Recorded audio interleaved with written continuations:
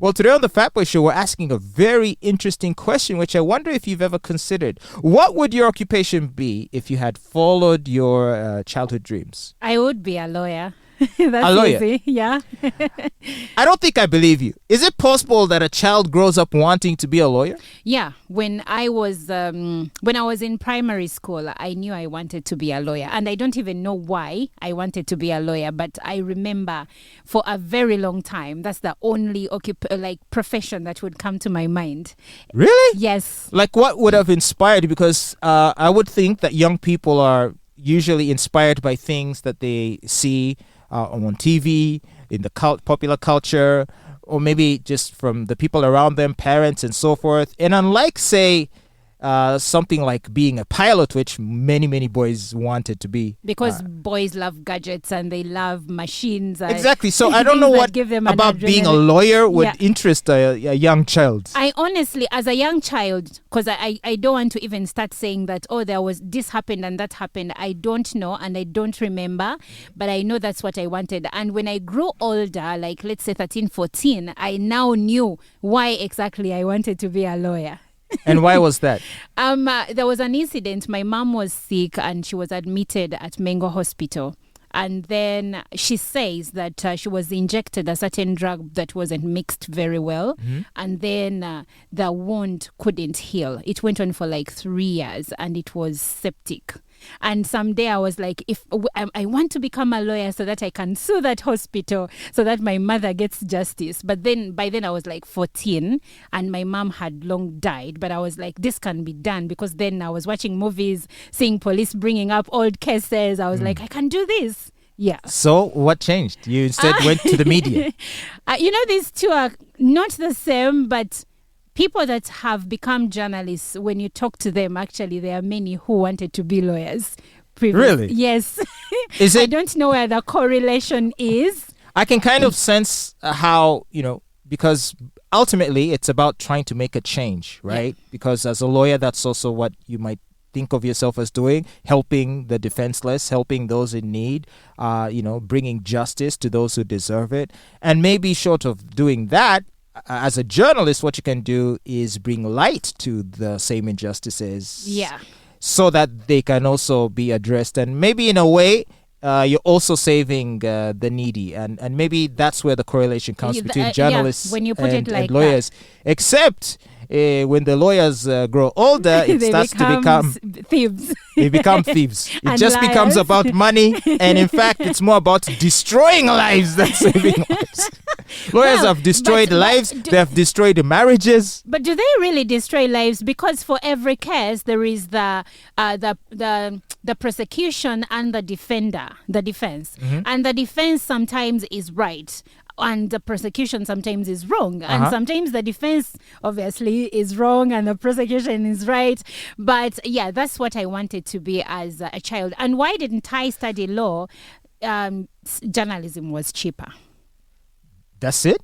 No, journalism was cheaper, but also around in high school, I was so involved in the media of our school. Okay. I was anchoring news. I was reading news. So it was you've been reading news since you're in high school? Yeah, since senior 4. What kind of news? Do you mean gossip? Who is dating who? No, in high school they can't let you read. Which prefects were caught under the mango tree? There is that, and of course the national and international. So I started being intrigued by news. I started watching CNN, BBC, and those other news sites. So I was, when I went into it, it was not by accident, but it was partly because it was cheap. Okay. Yeah. And of course, when you look back now, do you wish you had followed that dream and turned out to be the lawyer? Actually, a few years ago, I had started reconsidering going to law school. But then I'm like, okay, I have 3 kids. Law school takes about 5 years. How do I balance this? So I was like... and isn't it also very hard? It is very hard, and balancing it with a lot of LDC, responsibility. I keep reading about how kids are flunking LDC, which is a requirement. Yeah. To for you to start, being in court and... Yes. My brother went back to study law, and he said the LLB is actually easy. It's the LDC that so is the degree, hard. obtaining the law degree is easy. But the LDC. But the LDC is hard. Wow. Didn't Kim Kardashian do law as well? There is something she was doing as far as law is concerned. I don't know whether it is an actual law degree. Okay. But she was doing something along those lines. And Wow. for you, how did you end up as an accountant? And then you went into radio. What did you want to be when you were a child? Okay, so of course when you're a child, you want to do and to be everything. Yeah. Soccer player, policeman, superhero, pilot, all those things, right?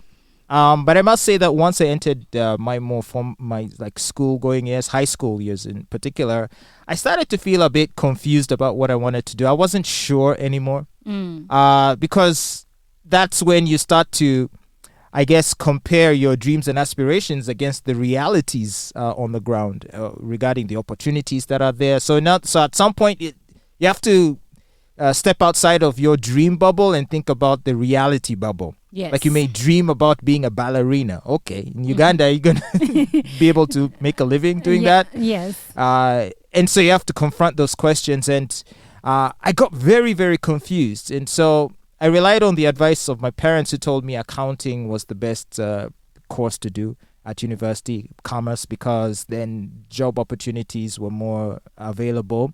And at the time, URA was just expanding and there were massive recruitments. Every year, URA at the time was hiring like thousands of graduates. And they said BCom degrees were the best. And especially they like students with degrees from India. So I got shipped off to India where I did my undergraduate, got my degree in BCom, came back with it. I didn't care for the course much. I went for a number of, I sent out several applications, didn't get called for any interviews. And so I was just there roaming about, just trying to figure out what to do. And then eventually I was listening to the radio one night and the guy that was on just sounded so terrible. I said, I can do that at the very least. So I walked up the hill to where the Sani FM was located at the time, Naguru Hill. And presented myself there for a job, and I got it. So you'd never had designs on being a radio presenter prior to that? Nope. And of course now as a, as a proprietor of a media house, like I get emails and calls from people who said I've dreamt of being in radio. Radio is my dream, and I can't relate because like I don't know what that's supposed to mean. Because you didn't have that. I didn't have that, number one. And number two, it also usually means, or at least my experience has been that it usually means that they're not that talented. Most of the people who say to me they wanted radio as a dream, given the opportunity to prove themselves, I don't know, for some reason they just don't. And when you look at all of the prominent radio personalities in Uganda, can't just name me the ones that had radio as a dream. Wow. I think Gaetano didn't plan to be a radio presenter. He was studying political science and I think law before he went to Big Brother. Yep. And when he came back, he had changed his goalposts. Many prominent people in media didn't study media. Now, for me, I did study journalism, but I will tell you, I never dreamt of working on radio. Exactly. So it was not a... Radio was not my dream. I would enjoy listening to Lucky Mbabazi when I was in high school. At campus, I would listen to Roger Mugisha, but then the other one who died, DJ Ronnie. And I think every girl loved DJ Ronnie, but I still didn't see myself working on radio. I saw myself, however, working on TV, and not just any show. I saw myself as a news anchor on TV. Really? Hey, news anchoring is very glamorous. They dress you up in all the fancy clothes and they do your makeup and you sit there looking pretty. Yes. Discussing serious issues. Yeah, and I wanted the serious issues. I didn't want that. Oh, by the way, Beyonce got married to Jay-Z. No, that's not what I wanted. Shots fired. Shots fired. But anyway, we are where we are. Circumstances have driven us to the vocations we are practicing. And for better or worse, I still think those dreams are important. They can guide you and give you inspiration. And even if life takes you on a different path, I don't think you should ever regret that you ever had those dreams. And maybe in future, once you've accomplished your other things in life, who knows? Maybe you can revisit that chapter again. Yeah, you can if it makes sense. Keyword. Because Andrew Ted, I don't like him, but I agree with this. And today is his birthday. He said that passion, people say go for passion, but passion doesn't pay. The richest man in the world did not go for his passion. He went for something that brings in money. So you cannot just say, oh, because it is my passion, I must do it. It has to make sense regarding the financial times of the day. And I agree with that.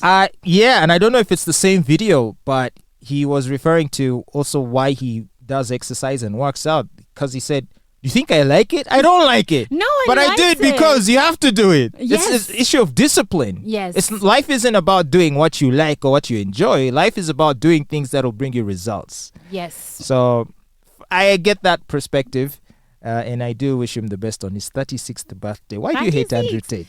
Okay, I don't hate him, but I do not agree with a lot of the things he says. I don't like, and he keeps justifying, saying that, oh, people don't like how I say things, even if they agree with the things themselves. When he says, women are lazy, he's like, people don't like it when I say women are lazy. And I feel like that is a subjective way of putting whatever he says, but that's a story for another day. That's a story for another day.